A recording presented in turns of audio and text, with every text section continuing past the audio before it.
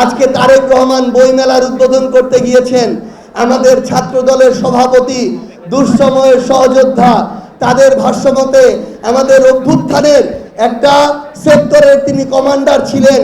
আমাদের রাকিব ভাইকে দেখলাম আওয়ামী কালচারের মতো সে সময় ছাত্র রাজনীতি যেভাবে হয়েছিল, তিনি তারেক রহমানের গাড়ির পিছনে পিছনে দৌড়াচ্ছেন। এটা আমাদেরকে কষ্ট দেয়। তার নেতৃত্বে বাংলাদেশের লক্ষ লক্ষ ছাত্ররা রয়েছে। তিনি যদি নেতার পিছনে এইভাবে দৌড়ান, সময় এইভাবে দৌড়াতে দেখি নাই। বিকাশ পেমেন্টে 10,000 টাকার বেশি অফার, শপিং চলছে তো।